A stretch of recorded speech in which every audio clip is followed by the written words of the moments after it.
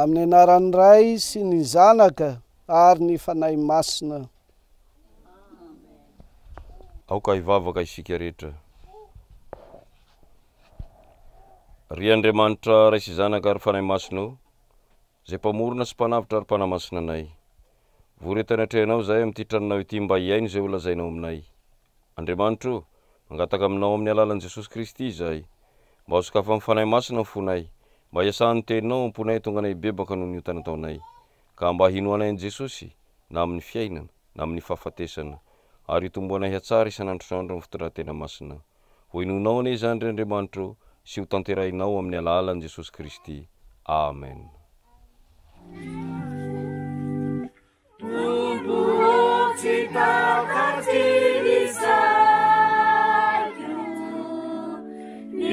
fitiavanao tsy loatsaiko kanjo ino any antenako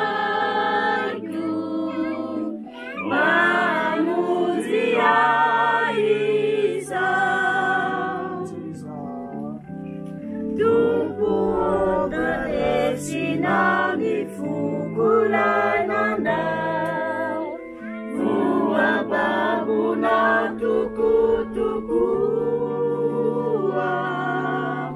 Kana sanga tawana kanga manita Udarina wandanita Mami dia mamire tarunia krisa Zani fitiavanao I Jesu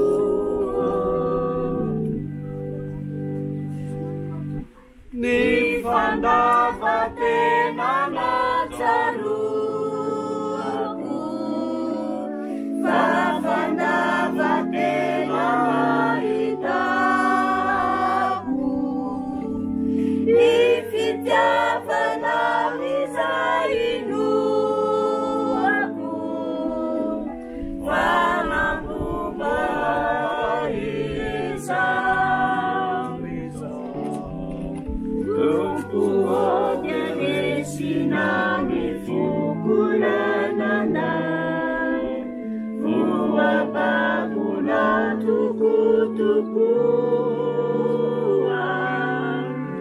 Kana sanja tauzana kanja manita Udarina wandanita Mami dia mami recarunia krisa Zani fitiavanao I Jesu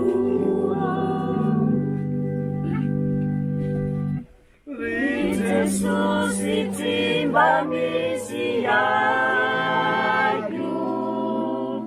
Afati manulutani ayu Lewatana na wizayandaku Mapituru aiza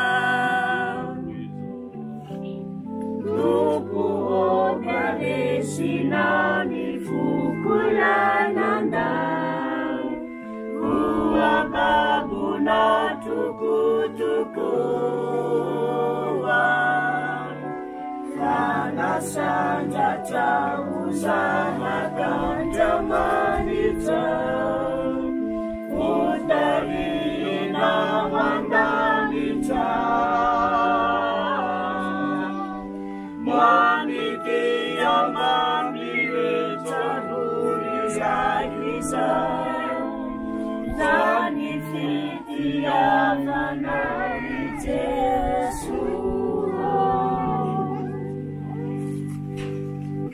Ry fiangonana malala izay manafina ny fahotany tsy ambinina fa izay mitsotraka mahafoy azy no azo famindrampo koa raha miaiky ny fahotantsika isika Andriamanitra dia matoky sy marina ka mamela ny fahotantsika sy manadio antsika ho afaka amin'ny tsy fahamarinana rehetra izy noho izany ary dia ako anetry tena sy fona amin'Andriamanitra isika noho ny fahotantsika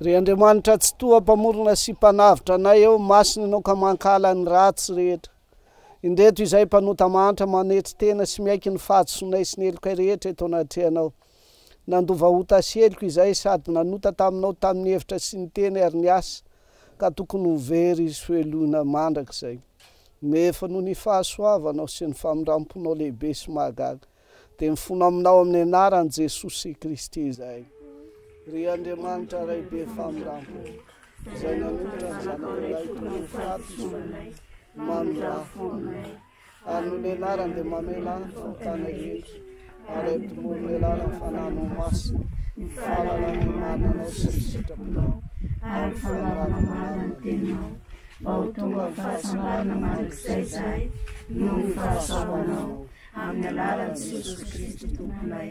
Amen. Dia manitra tomponay ao andanitra maninja foanina.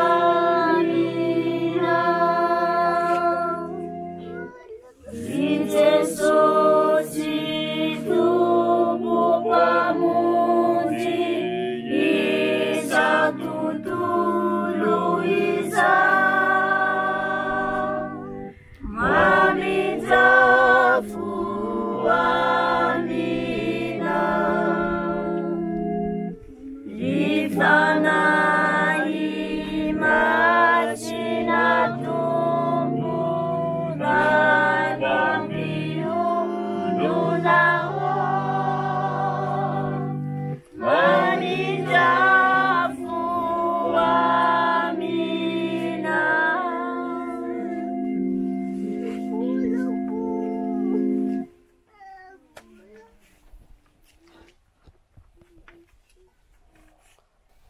Matokianaka voavelany elokao fa toy izao nitiavan'Andriamanitra izao tontolo izao, nomeny zanan'ilay tokana mba tsy ho very zay rehetra mino azy fa hanana fiainana mandrakizay. Minoan Jesosy Tompo dia ho vonjena ianao sy ny ankohonanao.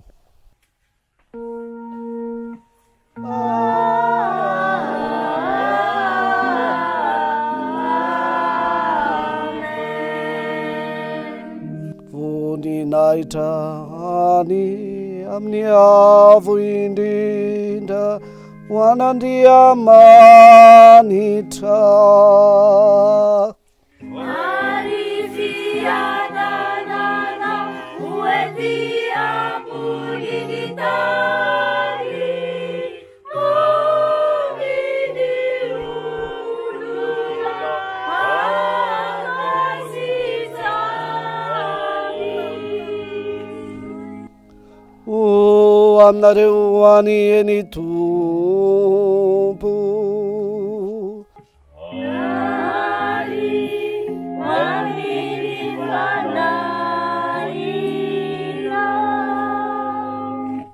aoka hivavaka isika rehetra. Andriamanitra tomponay iray any an-danitro, namoko ny 4,000 lahy tany anefitra ianao tamin'ny alalan'ny zanakao, dia mangataka aminao zay, mitomoera aminay koa ka taio amin'ny fahasoavanao zay. Arovy mba tsy ho azo ny fahirana sy ny fanahina izao fivelomana izao, fa mba ho katsahanay aloha ny fanjakanao sy ny fahamarinanao, dia anampy ho anay ny zavatra rehetra izay ilainay, na ny momba ny tena na ny momba ny fanahy. Amin'ny alalan'ny zanakao malalanao dia Jesosy Kristy tomponay, izay miarabelona sy miara-manjaka aminao sy ny fanahy masina hatramin'ny taloha indrindra ka ho mandrakizay.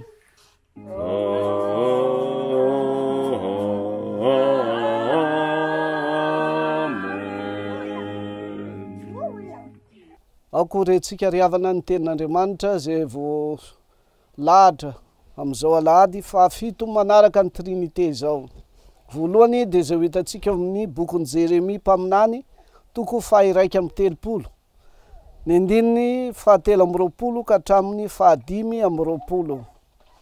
Ary ny faharoa dia izay ho hitantsika amin'ny leksiona dia ny Salamo 7:20, ny andininy 1 ka hatramin'ny 9. Dia toy izao mivakin'izany teny zany amin'ny anaran'i Jesosy Kristy tompontsika.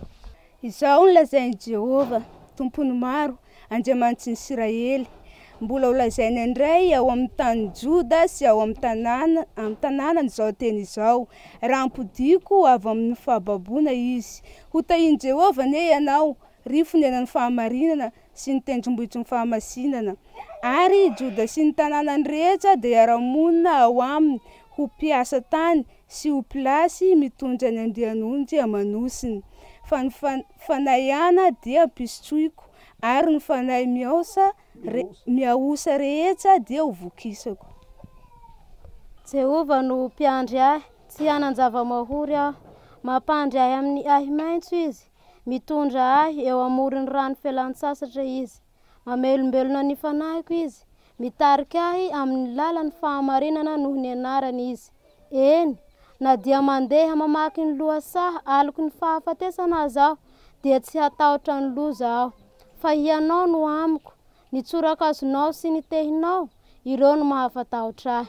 Mamelatra latabatra eo anolohako, eo imason'ny fahavaloko ianao. Manositra diloilo ny lohako ianao. Ny kapohako feno dia feno. Eny tokoa, fahasoavana sy famindram-po no hanaraka ahy amin'ny andro rehetra hiainako, dia hitoetra ao an-tranon'i Jehova andro lava aho. Amen.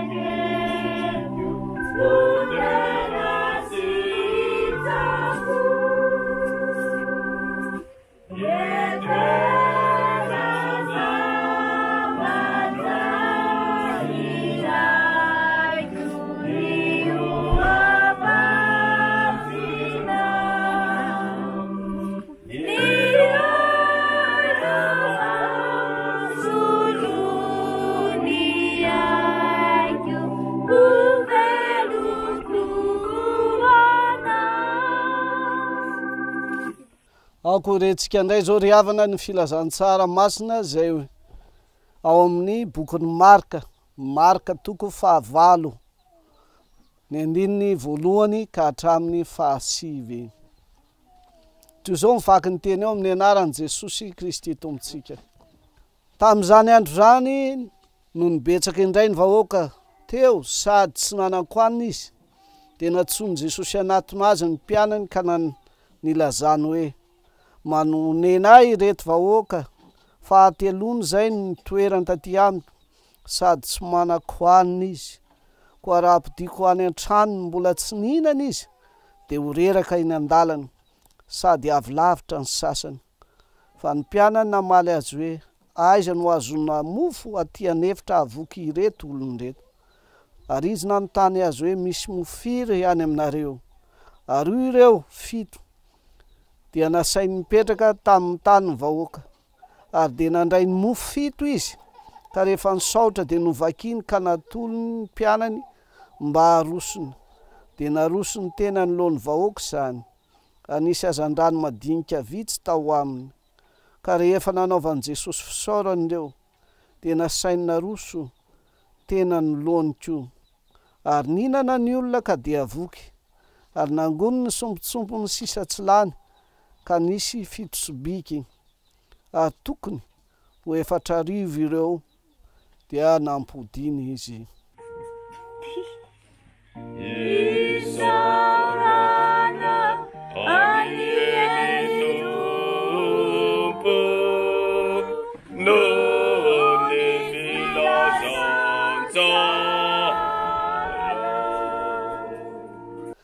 aoka isika iaraka anaiky sy anambarany finoana zay ombonatsika amin'ny fiangonana kristianina rehetra manerana izao tontolo zao araky ny fanakem-pinoana apôstôlika. Mino an'Andriamanitra Raisoapana lanitra sy ny tany ao ary mino Jesosy Kristy zanay tokony aketisika zay nitorotorona tamin'ny fanahy masina nateraka Maria Versainy nitsara napakapatopilady niponaka amin'ny fitsaliana maraka nalely nidiny tamin'ny fiainantsika nitsara tamaty tamin'ny antorately niakatra ao an-danitra nipetraka tao an'Andriamanitra Raisoa avy amin'ny vinitsara vela sy maty mino ny fanahy masina ny fiangonana masina mananasasozao ny fiangonana masina ny famelaran-kely ny fiavarany tena maty ary fiaina mandrakizay. Amen.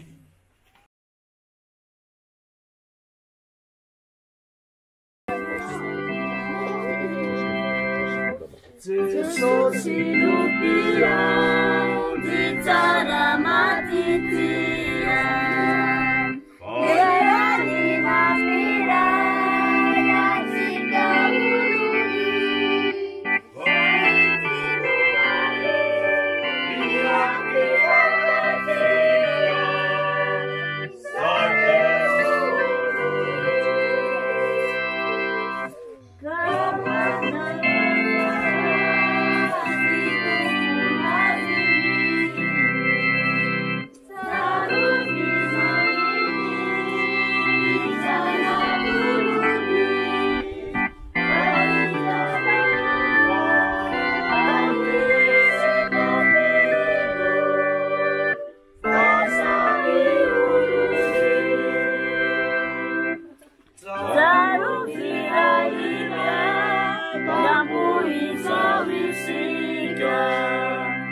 Salutile fasa, mi pianta fica, mi rasa inaba, iara kata fita, uawanda nitra. Kahazamba miseria vinantaba, mi fanarata.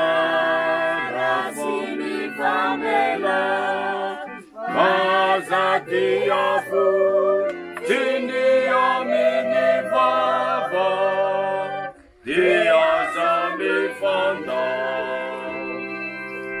mi fakadava, mi fanavasua,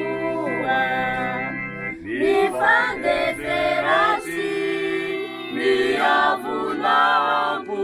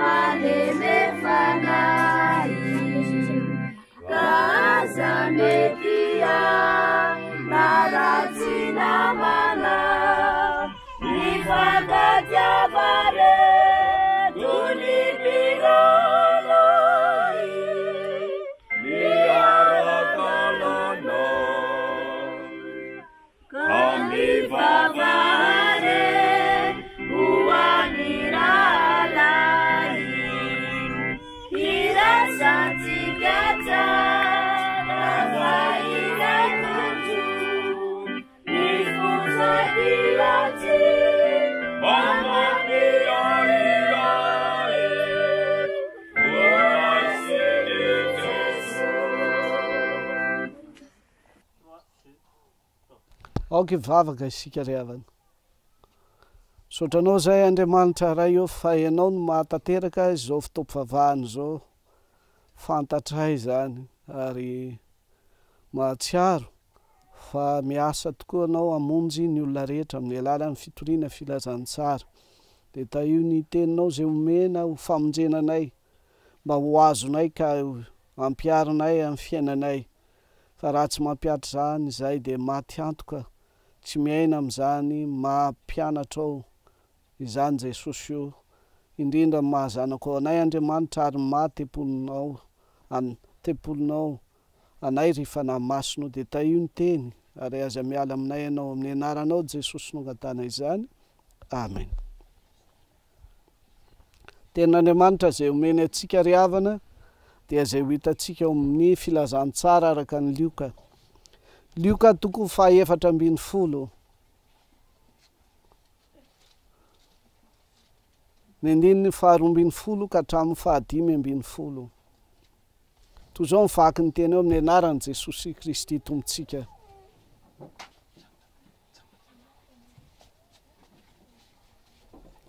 Ary hoy Jesosy tamin'ilay nanasa azy kosa, raha manasa olona amin'ny sakafo atoandro na sakafo hariva ianao, dia aza ny sakaizanao na ny rahalahinao na ny havanao na ny namanao manan-karena no asainao, fa andrao anasanao kosa ireo ka dia ao voavaliny ianao. Fa raha manao fanasana ianao dia asao ny malahelo, ny kilemaina, ny mandringa, ny jamba, dia ho sambatra ianao satria tsy mba manan-kavaly ireo, fa ho valiana kosa ianao amin'ny fitsanganan'ny marina. Ary ny anankiray tamin'izay niara-mipetraka nihinana taminy dia nandre zany ka nanao taminy hoe, sambatra izay hihinan-kanina ao amin'ny fanjakan'Andriamanitra. Ry Ray Masina manamasinana amin'ny fahamarinana, fa ny teninao ny fahamarinana. Amen. Ny fiangonana malala ao aminareo ny fahasoavana sy ny fiadanana avy amin'Andriamanitra Ray sy Jesosy Kristy Tompontsika. Amen. Amin'ity alahady ity ry havana dia ny teny rehetra indrindra koa ny hira ary mivavaka zay efa natao teo dia mitaonantsika mba hiaina amin'ny maha kristianina antsika, hanana n'izany hoe fiainana eto amin'ity tany ity, fiainana eto amin'ity tany ity amin'ny maha mpianatra Jesosy antsika, maha zanak'Andriamanitra antsika, indrindra amin'ny maha tempolony fanahy masina antsika.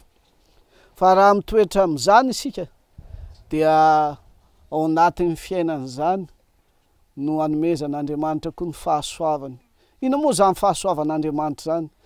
Tsy ny fitahiana zay ilaina amin'ity tany ity ivelomantsika toy ny sakafo sy ny fitafiana, fa izay famonjena ny fanahintsika. Mamonjy antsika amin'inona Andriamanitra? Amin'ny mahasoa azy, mamonjy antsika amin'ny tebitebitsika, indrindra amin'ny fiahiahintsika amin'izao fiainana izao.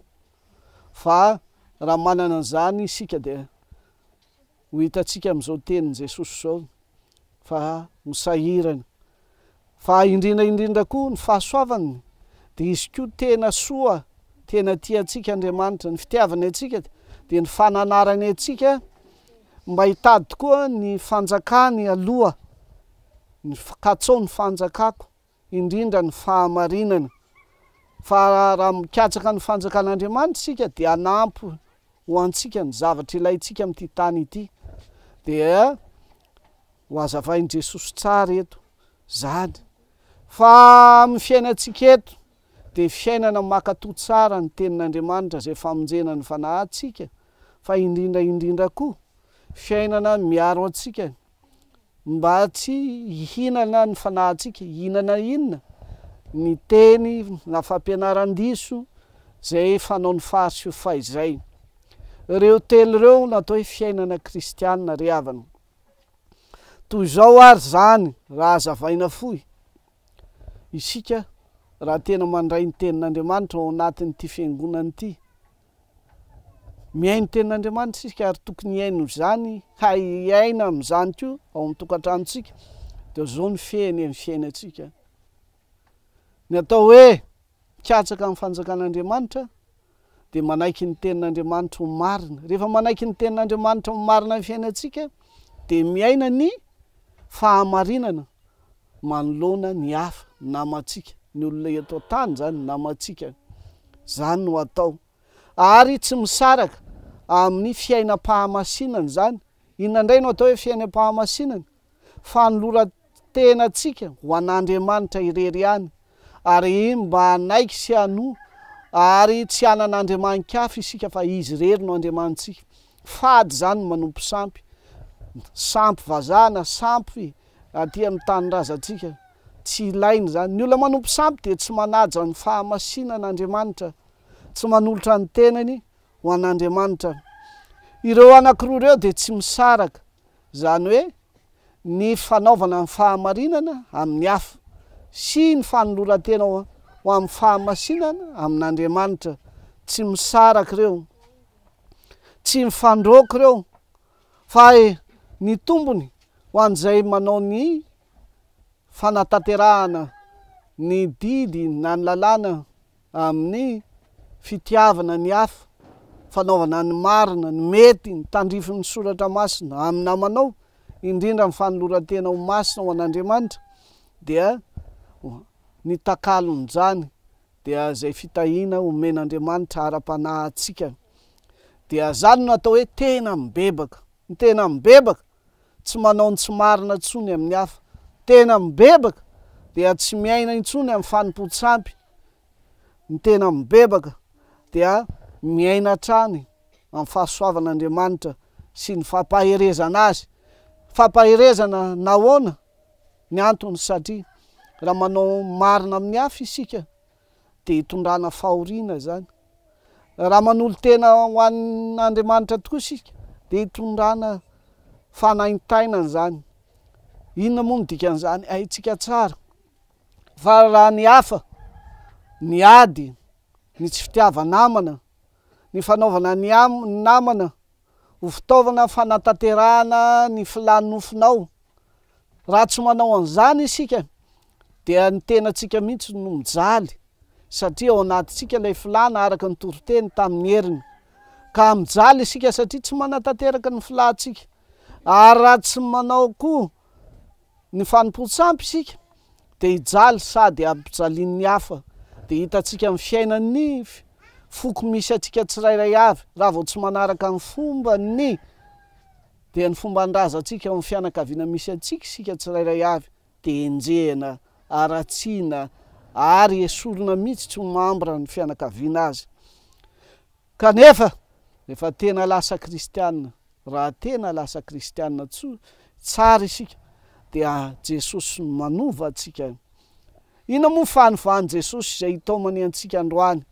Fanovany Jesosy izay hitaomany antsika androany tsy mba hivelambelany fa tena ao anatiny. Dia ahoana no hanovany atsika? Ny hanovany atsika ny fomba hanaovany azy dia ny fandraisany azy zay fampianarana ataony. Zay natao hoe fiovana olom-baovao ry havana, firaisam-potsika, ny fanarahantsika zay lazay ny filazantsara zay nomeny Jesosy amin'ny alalan'ny mpanompo, ny pastora, ny katekista, ny mpiandry, diakônina. Tsarovo ry havana fa ny filazantsara tsy mba hoe fitsipika fotsiny iainana ny fahamarinana na ny fahamasinana, fa ny filazantsara dia misy tombo-kase apetrany eo amin'ny fiainantsika andavanandro zay manasitrana antsika. Ka ny fiainantsika dia ny fiainana amin'izany fahasoavan'Andriamanitra manova atsika anaraka tsara ny sitrapony. Tsy afaka miova isika raha tsy manoa hatramin'ny ao anatin'ny fotsika. Ny filazantsara tsy hoe natao inona fotsiny, fa ny filazantsara zay lazain'ity fivavahantsika ity dia tena natao ho toavina, ho ekena, ho tanterahana. Ary ny fanoavana azy tsy ivelambelany fotsiny fa ao anaty manambara ny tena fahamatorana, manambara ny tena fanoavana, tsy amin'ny fihekem-pinoana fotsiny zany fa amin'izay tena fotokoa dia ilay sehatra farany mamintsika indrindra zay manjaka amin'ny fiainantsika. Maha-kristianina ary dia ny fanekena anaraka hitovy tsara amin'izay lazainy ny filazantsara, famalina zay fitakiany filazantsara, dia ny famalina dia ny fanarahana zay lazainy amin'ny sitrapo-tokoa, amin'ny firaketam-po-tokoa, ary fanarahana tsara ho any amin'ny tanjona zay asainy kendreny, amin'ny fitsipim-piainana tokoa, amin'ny asa rehetra, dia io no arahantsika amin'ny fiainantsika. Zany natao hoe afaka amin'ny ota, tsy lasa mpanompon'ny ota intsony fa lasa mpanompon'Andriamanitra. Ny fiovampo ny dingana voalohany dia ny fanafahana antsika amin'ny fanompona ny ota, fialantsika mizoga ny ota, dia ny fialantsika tsy hanan-draharaha intsony amin'izany ota zany, fa nydingana faharoa kosa dia ny fanoloran-tenantsika ho an'Andriamanitra. Io le atao hoe fiainam-pamasinana ho an'Andriamanitra, ka raisitsika ekentsika ho tompontsika izy, ary ho amin'ny fahamarinana, zany hoe ny fanaovana marina eto amin'ny fiarahamonina misy atsika. Zany ny takin'Andriamanitra amintsika.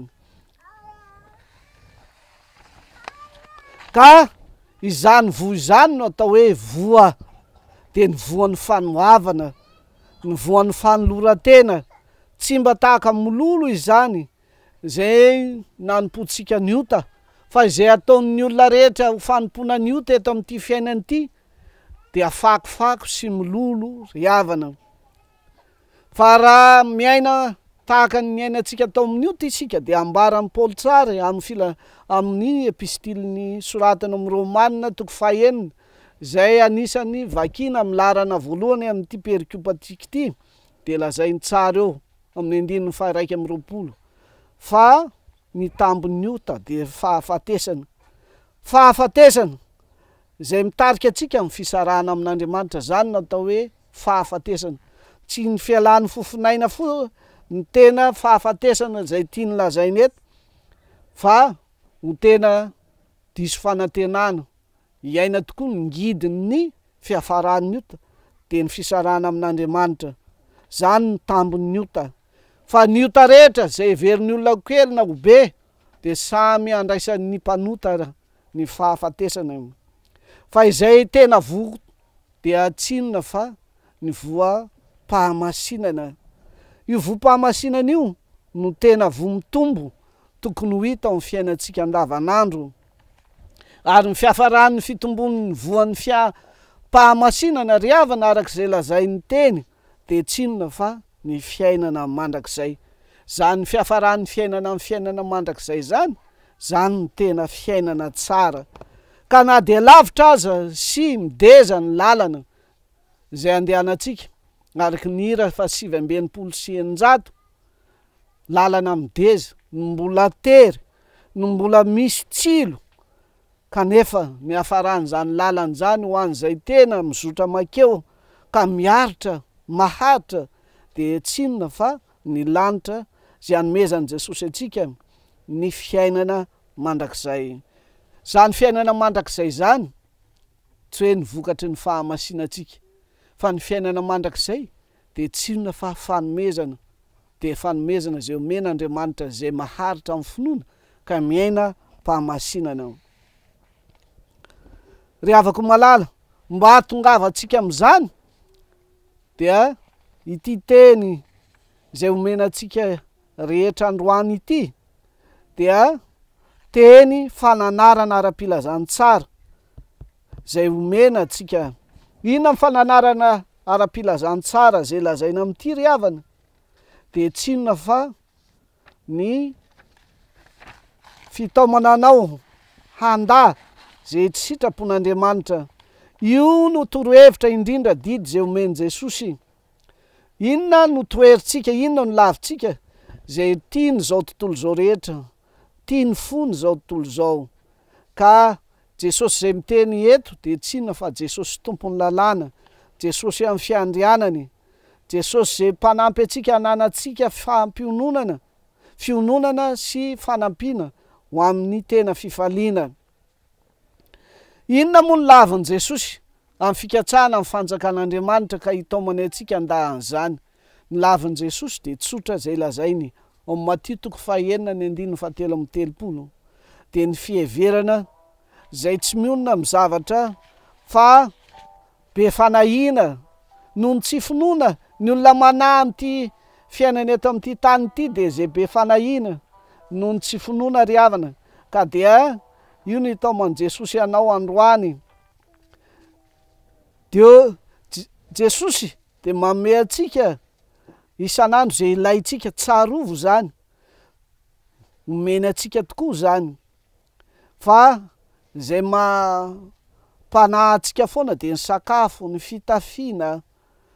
Dia zao no lazain'i Jesosy omeko anao zany fa iza zay manome anao izany dia Andriamanitra tokoa ka aza matahotra fa mitahotra dia avy amin'ny tsy finoana ny fampanantenana zay omeko anao dia zay tokony ananana kosa dia ny fahendrena dia ny fitokiana amin'ny fahatsaran'Andriamanitra fa iza moa ianao no anahy fa na dia manazy ianao dia tsy afaka ny anana antoka dia ny anana antoka amin'izay tena heverinao fa tsy maintsy ho azonao fa matokia fa izaho no tompony fiainanao ho Jesosy ny tohiny amin'ny tohin'ny fiainantsika na ho lavo zany na fohy dia tsarovy fa eo am-pelatanan'Andriamanitra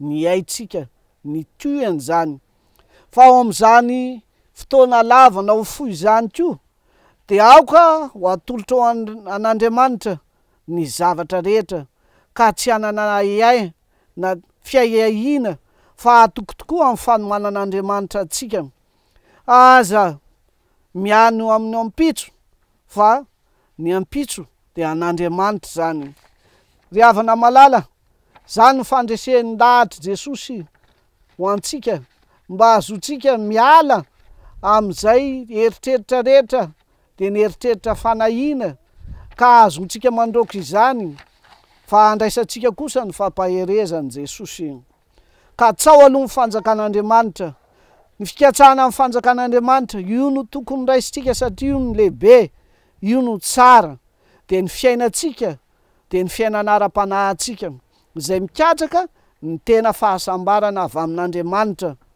zany no ilaina ho ny tenin'ny Jesosy eo amin'ny Luka 10:12-13 io no tokony ampiasantsika ny eritrerititsika io no tsy tokony ataontsika ho tsinotsinona ka hanaovantsika ny fiaiahina izay eto an-tany ho ambony fa raha manao tokoa zay ahafaly an'Andriamanitra ary ny mahafaly an'Andriamanitra dia ny fikatsahana amin'ny fanjakana dia amin'ny fiasantsika amin'ny fanatonana an' Jesosy zay mamonjy atsika dia ho hitatsika fa ho akasitrahan'Andriamanitra zany ataontsika zany ary Andriamanitra zay mahita antsika sy makasitraka antsika dia hanome atsika ny tena zava-dehibe dia ny fahasambarana noho izany ry havana ny tena devoarantsika na izay asa tokony ataontsika dia mikatsaka ity fanjakan'Andriamanitra ity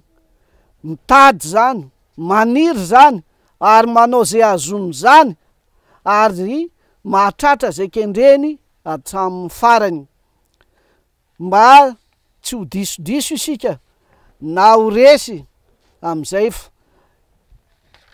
ady sarotra amin'izany fikatsahantsika zany inona no katsahana ny fanjakan'Andriamanitra sy ny fahamarinany ka ho everitsika ny asarobidin'ny lanitra ho fiafarahantsika ary ny lalana makany amin'ny lanitra dia ny fahamasinany ao amin'izany ihany no ahitantsika fiononana ao amin'ny fanjakam-pahasoavany ao ny misy ny voninahiny io no tokony tadiavintsika ka hanapahantsika hevitra ho tadiavintsika fa zany ny tadiavin'Andriamanitra fa zany ny tena fivavahana kristianina araky ny teny tamin'ny voalohany teo faharoa amin'ity rehefa mikatsaka amin'ny fanjakan'Andriamanitra isika dia ireo fanahitsika ireo dia ataontsika eo ambaniny fiainana ho avy io no torohevitra zay omeny Jesosy atsika ataovy ambany kokoa ity zavatra ilaitsika amin'ny fiainantsika eto an-tany amin'ny andavanandro ity ry havana malala zany tadiavin'i Jesosy voalohany amintsika androany fa ny faharoa kosa dia ny fahadisokevitra zay ananan'ny fariseo koa hialantsika zany momba ny fiainana amin'izany fanjakam-pahasoavana zany mihevitra fa ao anatin'izany fanjakan'Andriamanitra zany kanefa Jesosy mitsara ka mahita fa tena misaraka tokoa amin'Andriamanitra ny fariseo ry havana dikany hoe fariseo dia fisarahana ary zay ireharehany ireo dia ny fisarahana amin'ny fahajentilisana fa rehefa misaraka amin'ny fahajentilisanana ny olona dia zay ataon'ny fariseo dia mihevitra tokoa izy fa miraiki-po amin'Andriamanitra araky ny foto-keviny kanefa tsy zany akory ny tena fiainany izay mihevitra tokoa tena masina fa ny marina dia mpiatsara velatsy izy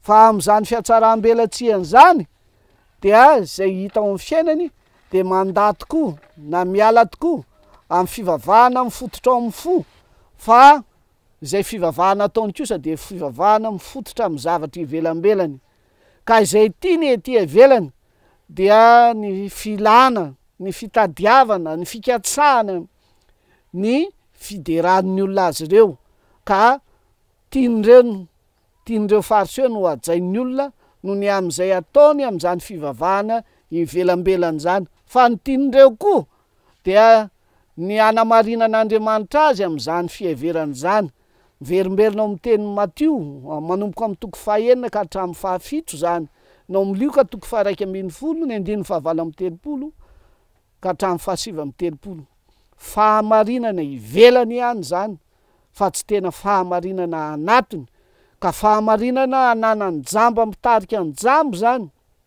eritrereto tsara ny fanao fariseo hoe amin'ny filazan'ny fivavahany fariseo dia mivavaka amin'ny andro sabotsy voalaza amin'ny fanajana ny andro sabata dia hoe tsy azo atao akory manao asa fa mitsahatra dia zao nataon'ny fariseo ny zoma mandro sakafo izy satria sabotsy tsy azo andrahoy sakafo dia ny sakafo iny andrahony zoma ariva dia finosiny ataony mafana tsara dia ny mafana tsara iny dia ataony zay mba hampafanana iny amin'ny sabotsy dia zany no heveriny fitandremam-pivavahana tsy riavana tsy zany ny fivavahana fombafomba ivelany ihany zany fa ny tena fivavahana dia ny fanatonana an' Jesosy manazava ny tena hevitry ny sabata sy izay asa ataony fampitsarana atsika tsarovo tsara fa ny fampitsarana nataon'i Jesosy ny aretina na ny fahagagana fanasitranany dia misy fito amin'ny sabata misy 7 be zao fahatanterahany fanasitranana fanomezana fiadanana ho antsika olona izany ataon'i Jesosy zany ka dia ahitsin'i Jesosy zany ny farany amin'ity dia zay lazain'ny toriteny eto dia ao amin'ny Lioka toko 4:12 ny 12 ahoana moa riavana zany atao hoe manao ny fahamarinana amin'ny hafa na dia amin'ny fanasana azy dia zay lazainy eto dia zao natao hoe tena fahamarinana raha manasa olona ianao Jesosy dia aza miantso ny namanao na ny rahalahinao na ny ray aman-dreninao na ny mpiaramonina aminao zay manan-karena mba hamaly anao zany fa zay tokony atao dia asaony mahantra asaony kilemaina asaony jamba fa raha manao izany ianao ireo olon'ireo dia tsy mba vita hamaly anao izany natao hoe fanaovana ny marina eo anatrehan'Andriamanitra Andriamanitra marina riavana dia zao no ataony fahamarinan'Andriamanitra tian'ny mpanota mandray ny mpanota ibebaka fa ny fahamarinantsika kosa zay heverintsika ho fahamarinana ny havana sy ny manan-karena sy ny salama tsara sy ny manan-daza sy tsy izany ny fahamarinana noho izany dia manitsy Jesosy eto inona ny fanotsiany Jesosy eto riavana dia tsy hoe ratsy akory ny manasa havana fa Jesosy dia nasainy havana tsaronareo tsara ny fanasany ilay natao mariazy zay ny tao mamany azy miaraka amin'ny mpianany tao anatiny ty fanasany ty fa izay tiany Jesosy lazainy eto dia amin'ireny fanasany ireny dia misy natao hoe fitiavan-tenany mpanasa zay manimba azy zay tsy ekeny Jesosy inona natao hoe fitiavan-tena ao amin'ny fanasana manasa olona mba ho asain'ny olona amin'ny malagasy zany dia mazava tsara zay le atao hoe inona aterokalao zay ve na amin'ny fahafatesana na amin'ny fety amin'ny fifaliana ny aterokalao fitiavan-tena izany tsy mba izany fitiavan-tena zany no marina amin'Andriamanitra fa ny fitiavana marina amin'Andriamanitra ny fitiavana ny hafa manome amin'izay tsy manana tsy mba manan-kavaly. Zany ny tena fiainam-baovao ao anatin'ity zay tiany Jesosy ho ataonao. Fanomezana tsy ilana valiny, fanomezana fanaovan-tsoa, zany manandaza amin'Andriamanitra sy mendrika ho deraina, fa tsy izay fanao ny olona tia tena. Ka raha mijoro amin'izany isika dia zao ny taoman' Jesosy atsika, andray valiny amin'Andriamanitra. Mandray valiny amin'Andriamanitra ianao rehefa miala amin'ny fahotana. Ina amin'ny fahotana? Fitiavan-tena. Ka mba hahatongavanao hiala amin'izany dia izay no takian' Jesosy eto. Mahaiza manaraka tsara zay lazay ny tenin'Andriamanitra amintsika androany. Tsy mba mila tombony amin'ny fifamalina, amin'ny fanasana, fa izay tombony ho atsika rehefa manasa ny tsy manan-katao isika dia tombony any an-danitra, fa tsy izay eto an-tany mandalo ihany. Io ny tenin'olona anankiray, tsy misy mahazo valim-pity indroa. Averiko tsara, tsy misy mahazo valim-pity indroa. Ina ny valim-pity voalohany? Io ny tian'ny olona, valim-pity ety tany amin'ilay aterokalao. Fa raha kristianina ianao aza mifetsy, satria isika te hahazo valim-pity voalohany eto an-tany avy amin'ny namantsika, mbola te hahazo valim-pity any an-danitra avy amin'Andriamanitra. Dia io ny teny eto, aoka ianao hifidy zay any an-danitra, fa aza mifidy izay valim-pity ho azo eto an-tany. Fa raha izany no ataonao dia ho velona ianao.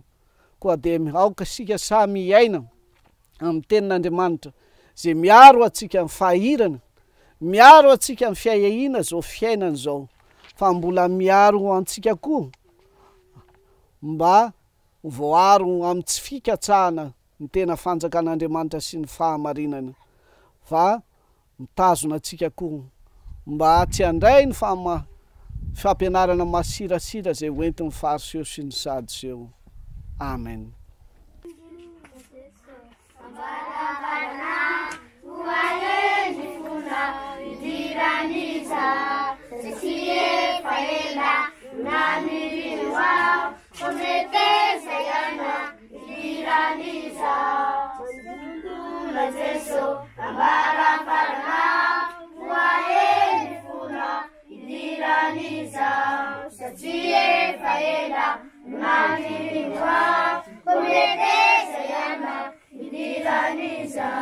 Jesus befikia amara varna waya malakia idiraniza satie faela nanirinwa kumetesa yana idiraniza Jesus befikia amara varna waya malakia idiraniza satie faela nanirinwa kumetesa yana idiraniza beba yana faefa kakisa fawavini fitona saitarana wasa mazeri niyazuna ulaka satie faela nanirinwa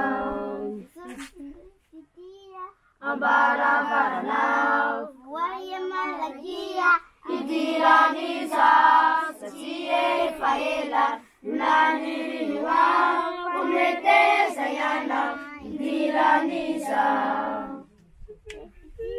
ambara varana waya malakia idiraniza satie faela nanirinwa kumetesa yana idiraniza ambara varana kuayena kuna idiraniza satie faela nanirinwa kumetesa yana idiraniza. Le texte d'aujourd'hui,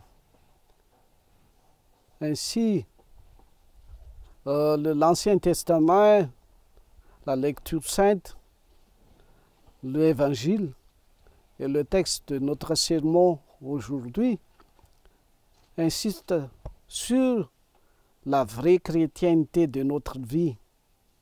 Il faut vivre la vraie vie chrétienne. En effet, la vraie vie chrétienne, c'est que Dieu demeure en nous. Et il nous bénit par sa grâce. Comment? Il protège notre vie des soucis et de nos angoisses. Il nous exhorte aussi à rechercher d'abord son royaume et sa justice. Et ensuite, il va nous aider. Ce qu'il est utile dans notre vie. C'est pourquoi que nous soyons également protégés des pensées et des pratiques des pharisiens. Remarquez d'abord la justice envers les hommes et la sainteté envers Dieu doivent être allées de pair. La piété et l'honnêteté sont ce que Dieu a uni et qu'aucun homme ne pense pas à les séparer. À ne pas faire expier l'un pour le besoin de l'autre. Là, le Seigneur commandera sans aucun doute la bénédiction. Elle s'applique aux bénédictions spirituelles que Dieu réserve à tous les vrais pénitents. Êtes-vous un vrai pénitent? À tous aussi ceux qui sont justes et saints. Ils seront abondamment satisfaits de grâce et de confort divin. Comment ce changement béni a été fait et en quoi il consisterait? Comment dit le verset 17 du Romains chapitre 6?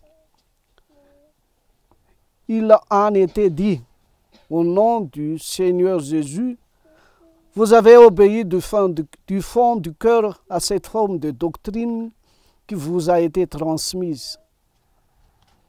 Ce verset décrit la conversion. Ce qu'elle est, c'est notre conformité et notre adhésion à l'Évangile qui nous a été délivré par Christ et ses ministres. L'Évangile est la grande règle à la fois de la vérité et de la sainteté.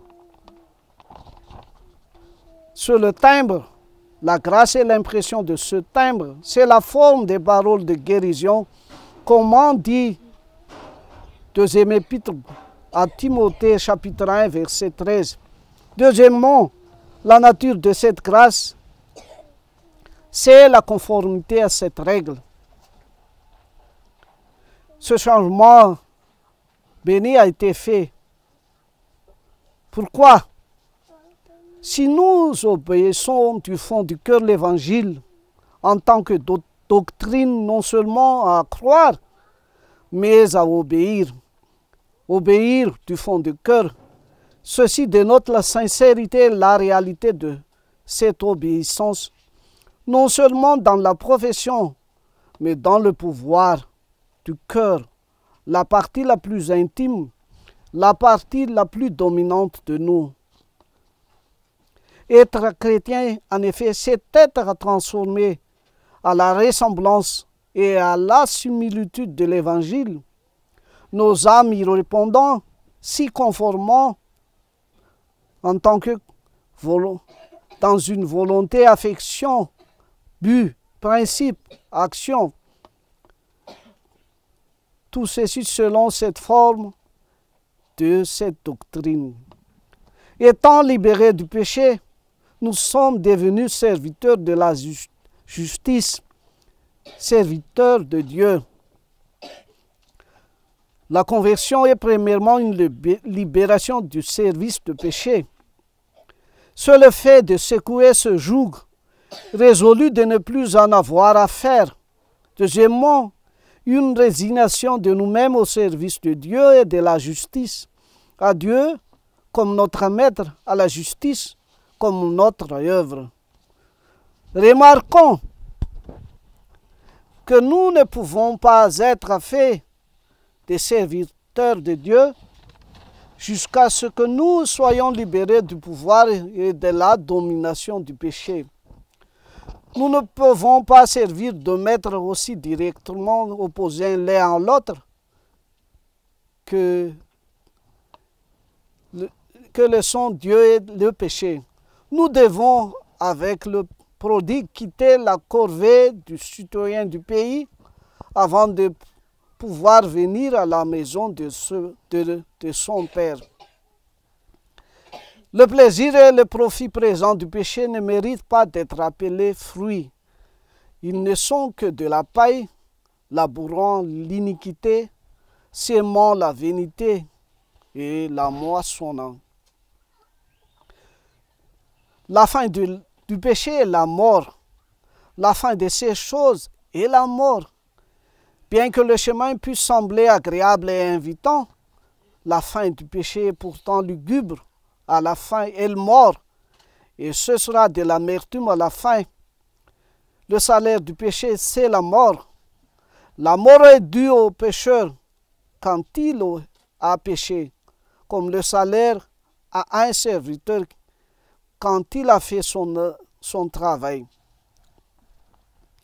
Mais le fruit de notre sainteté, c'est le vrai fruit.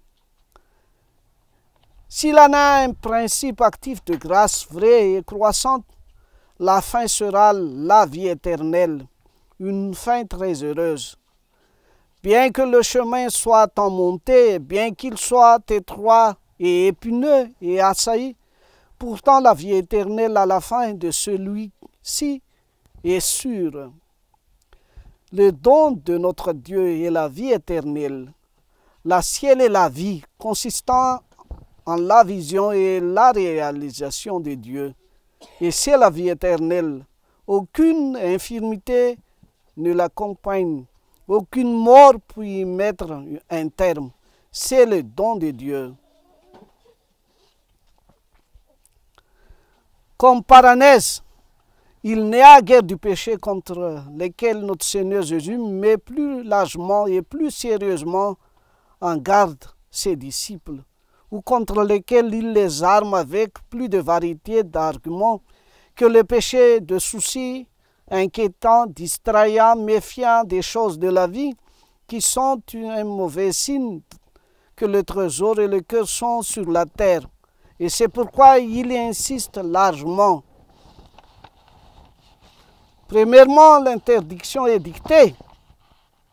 C'est le conseil et le commandement du Seigneur Jésus que nous ne prenons aucune pensée sur les choses de ce monde. Je vous le dis, comment dit le Seigneur en tant que législateur et souverain de nos cœurs. Il en dit aussi comme notre consolateur et l'aide de notre joie. Cette pensée est ici interdite, telle que la pensée inquiétante, tourmentante et qui presse l'esprit ça et là et le suspend en suspense, qui trouble notre joie en Dieu et mouille notre espérance. Une pensée méfiante et incrédule. Dieu a promis de pourvoir à ceux qui lui appartiennent tout ce qui est nécessaire à la vie ainsi que la piété. La vie qui est maintenant la nourriture et une couverture. Le souci excessif du temps à venir et la crainte de manquer de ses fournitures proviennent d'une incrédulité de ses promesses et de la sagesse, de la bonté de la divine providence. Et c'est le mal. Il n'était pas le meilleur des hommes qui a dit « Pour mendier, j'ai honte », tel qu'il était, désiré être nourri avec les miettes, mais pour l'avenir, nous devons jeter nos soucis et nos soins sur Dieu et ne pas y penser, car cela ressemble à une jalousie de Dieu qui sait donner ce que nous voulons quand nous ne savons maintenant l'obtenir. Que nos âmes habitent en lui et que ce parole habite en nous. Cette insouciance gracieuse est la même avec ce sommeil que Dieu donne à sa bien-aimée en opposition au labeur du mondain. Psaume chapitre 127, verset 2. Chers fidèles,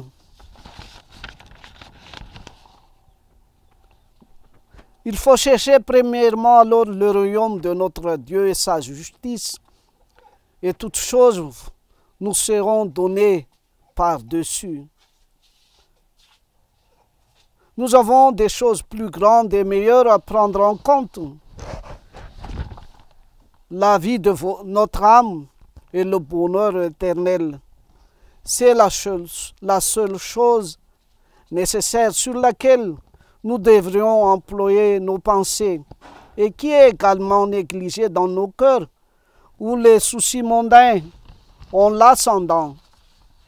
Si nous faisons plus attention à plaire à notre Dieu et à travailler à notre propre salut, nous serions moins soucieux de nous plaire à nous-mêmes et de nous constituer une fortune dans le monde.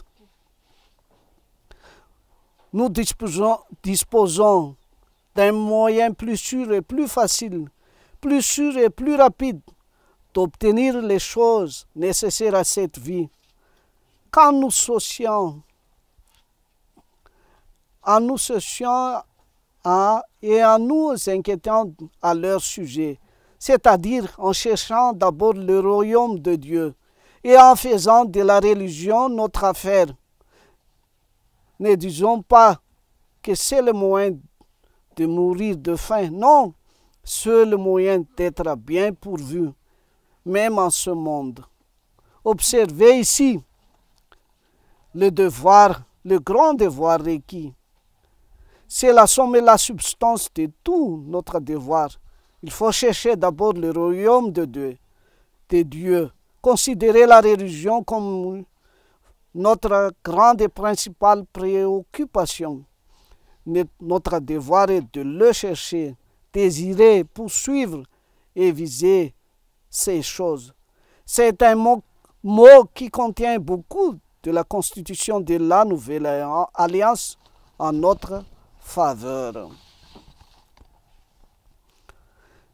Il faut aussi exclure dans nos pensées les doctrines des pharisiens. Les pharisiens aiment à être appelés, être séparés du paganisme et se retourner à une stricte adhésion à la loi de l'Ancien Testament. Mais dans ces philosophies, ces pharisiens prétendent être plus pieux que les autres. Mais en vérité, ces pharisiens sont des hypocrites et qui n'ont même pas respecté leur propre enseignement strict concernant la loi. Ils ont abandonné la vraie religion du cœur pour une religion externe. Ce qu'ils espéraient susciter l'admiration et le respect du peuple, ainsi que l'approbation de Dieu. C'est une religion superficielle. Jésus veut que nous ne soyons pas comme ces pharisiens. Et finalement, dans notre texte de sermon, Jésus ici nous corrige d'une faute courante. Notre faute courante, premièrement, c'est d'inviter au souper ou à un dîner seulement nos amis, nos frères, nos parents, nos riches voisins, de peur que ces invités ne nous en prient pas de nouveau et qu'une récompense nous soit faite. Jésus nous corrige et condamne d'emblée tous les rassemblements familiaux dans ce pensée. Par contre, une invitation à une noble habitude a été prescrite par Jésus dans ce texte. C'est un acte de bonté désintéressé qui porte une bénédiction avec lui. C'est une chose intrinsèquement excellente. Faire le bien et communiquer est honorable et admirable, et le faire sans penser au retour de ceux qui en bénéficient. C'est un acte d'une valeur particulière et exceptionnelle. Il nous allie avec le plus haut et le meilleur de tout l'univers, avec les hommes et les femmes les plus nobles qui aient jamais vécu dans n'importe quel pays ou âge, avec les anges de Dieu. Chers fidèles, une promesse a été ici dite par Jésus. C'est la promesse d'une pure récompense. Si l'idée de récompense est admise, tout dépend du caractère de la récompense. En ce qui concerne la vertu d'une action, faire quelque chose pour une récompense immédiate et raisonnable n'est pas méritoire. Agir dans l'espoir d'une récompense pure et lointaine est une démarche estimable, car c'est une démarche spirituelle. Notre vie est donc basée sur la foi, sur l'espérance et surtout sur la patience. Faire le bien et se contenter d'entendre notre récompense jusqu'à la résurrection des justes. Quand nous récolterons l'approbation du divin Maître et la reconnaissance de ce que nous avons servi en bas, voilà la conduite de notre Seigneur approuvé. Il porte les meilleures marques qu'il puisse porter, celle de sa divine bénédiction. Amen. Raisun fitahin. Aminareo ny fahasoavan'i Jesosy Kristy Tompontsika, ny fitiavan'Andriamanitra ray ary ny firaisana amin'ny fanahy masina. Amen. Ny hira fahatelo sy dimanjato. Fitiavana rano velona loanandro larina ramiafina ao anatiny ny fiainana itso. Fitiavana lunelaina avitany Jehova o marasuna tiufagasa vifasamorana. Fitiavana dititugana arididilele mituerana amimbiatanambe. Ry mpiaino malala, misaotra anareo ny nanaraka ny fitaovavahana tsotsotra izay natao teto amin'ity fiangonana Ambalamahogo atao amin'ny fitandremana Pitolova izay atao anatiny filevana Amborovy. Dia manolotra anareo ampitiavana mpanajana ny ray aman-dreny katekista André Narson Christian Joseph sy Rovomasy Eveline moa izay. Miarahaba anareo sy misaotra anareo, misaotra amin'ny pastora mpitondra fitandremana ny amin'ny fandarana izay atao androany. Dia katekista misy kristianina firy moa fiangonana tarihanao? Misy kristianina eo mpandray 80 eo, dia ny sekolelahy dia eo amin'ny 70. Ny sampana rehetra misy jiaby. Sampana rehetra velona aloha eto fa ny skoty sy ny fanilo no mbola tsy mitsangana. Manahoana amin'ny fampianarana sekolelahy dia Ramatoa? Ny fampianarana sekolelahy dia mandeha ihany amin'izao. Misy mpampianatra firy? Mpampianatra anankiroa. Misy sekolelahady firy? Eo amin'ny 70 ny sekolelahady. Manahoana katekista ny fietrehana amin'ny asa fanondrenana satria manana zay maizy hafa kely an'ity fiangonana ity ny fiangonana zay manao ezaka ndrindrina mba vita parpaing dia misy apahany briky tany masaka. Ianao no mba manazava ahoana ny nahavitanareo an'io sy izay ho tohany, ary ny tafo tsy mba satrana fa mba bozaka. Izy moa ezaka ny fiangonana maleo tena tsy nisy fanampiana avy amin'izaniza mihitsy fa tena fiangonana nanao zay nanondrenana azy, ary ny fanondrenana dia niaina tamin'ny zava-misy. Fotaka izy io teo aloha, ritsim-potaka zany ny trano natao teo. Rehefa ela moa ny ela avy amin'ny tafo-bozaka io dia tratry ny orana dia boboka le fotaka dia izy mihintsana io.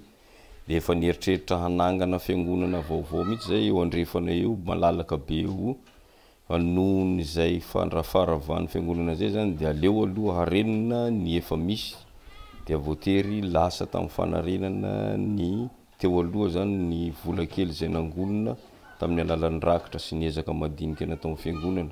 Dia io aloha no vita hatreo eo ampamitana ny aloha sy ny sakristy zahay amin'io aloha. Zay vao mieritreritra mitady fanampinany amin'ny fananganana ny tena fiangonana zay hitatsika io ny habeny mirefy 10 metatra sy 20 metatra ny alavany. Dia eo ampiazana moa fiangonana ataokory fa tsisy mpanampy hatreto zahay fa dia ezaka ny fiangonana maleo tena no manatanteraka zany amin'ny alalan'ny rakitra fanondrenana hatrany. Ny rakitra moa tsary dia misy firy fa ny fiangonana tsary vory fa zara raha misy rakitra 5,000, 9,000 isan'alahady no mba angonina amin'izany. Tahaka zay ny fiezahana eto dia miandry ny fitahin'i Jesosy amin'ny fanatanterahana izany zahay. Anisan'ny fiangonana zay manana sapan-draharaha dia ny asa fampianarana. Oviana moa ny orenan'ity sekoly ity?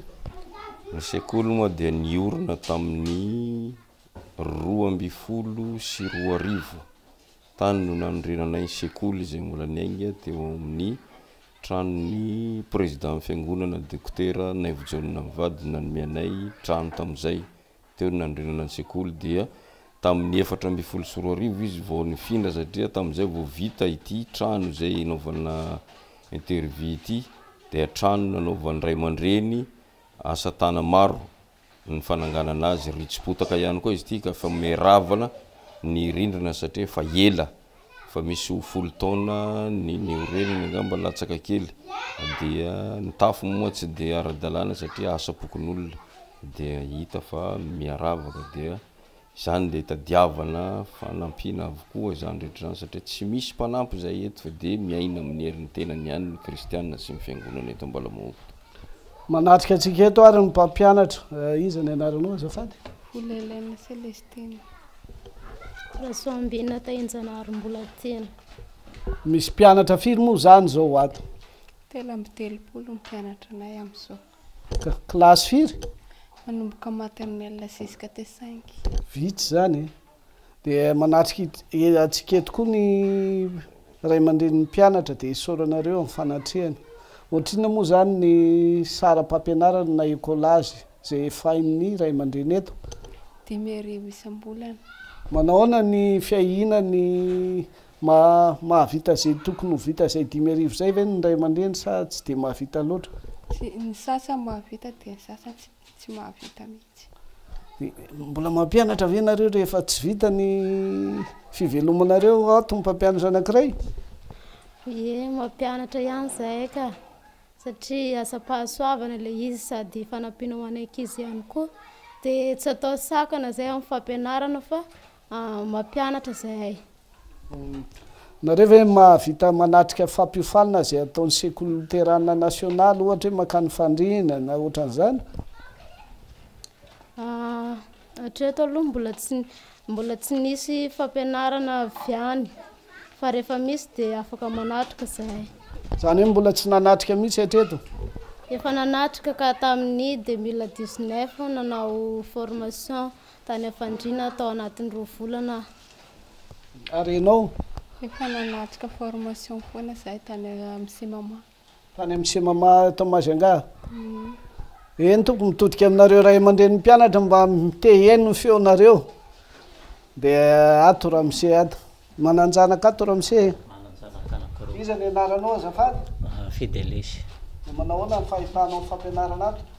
Hitako tena mandeha mety amiko aloha fa le olana kely zany le fianarana amin'le trano zany dia mijaly zay le mpampianatra ato amin'le fianarana zany mba mangataka fanampiana zany mba afaka fiarah-miasa fa mbola tamin'ny andron'ny za mbola tsy nanambady tato nanao asa soan'ny trano fotaka aty dia kay moa zany hoe atony efa lahatry ny Zanahary zany dia mba tato ihany ny zanako nanao anazy dia mba mangataka fanampiana aminareo zany. Andeha anytany renim-pianakaviana anankiray tsika hoe inona ny fivelomanareo amin'ny asa andavanandro hoentina miatrika ny fiainana aty fivelomana aty miatrika ny fiainana andavanandro dia fambolena. Mambolina nareo? Mbolanana dia mamboly concombre. Ka rehefa tsy mamboly anana sy concombre dia tsy misy intsony fivelomana? Rehefa tsy mamboly anana sy concombre dia tsy misy asa. Mandritry ny taona nefa afaka mamboly anana? Rehefa maintany ohatran'izao dia mamboly anana dia efa sara mamboly vary. Misy tanimbary avao kay aty ka? Eo misy tanimbary foana aty ka. Eny atopoko izay ny lava izay ny fo dia misaotra indrindra nareo ray aman-dreny mpianatra, ny mpampianatra dia mivavaka anareo zahay dia ny mpiainy koa moa hitondra mambavaka dia tahaka an'izany ray aman-dreny katekista mivady. Misaotra indrindra tompo.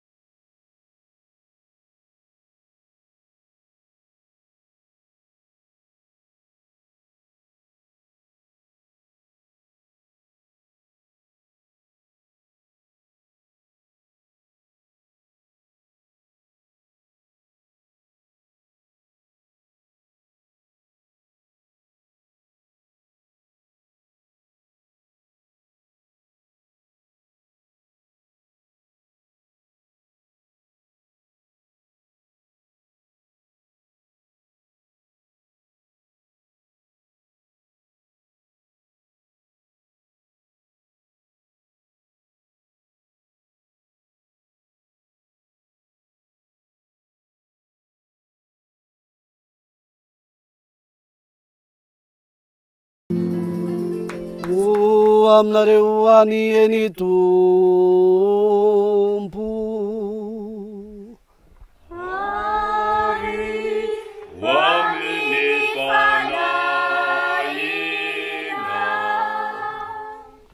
itay anareo aneny tompo ka hiaro anareo ampamirapiratra ny tavany aminareo aneny tompo ka hiantra anareo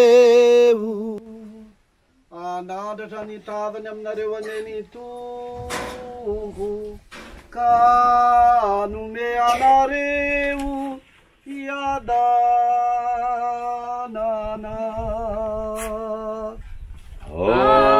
Amen. Amen. Amen.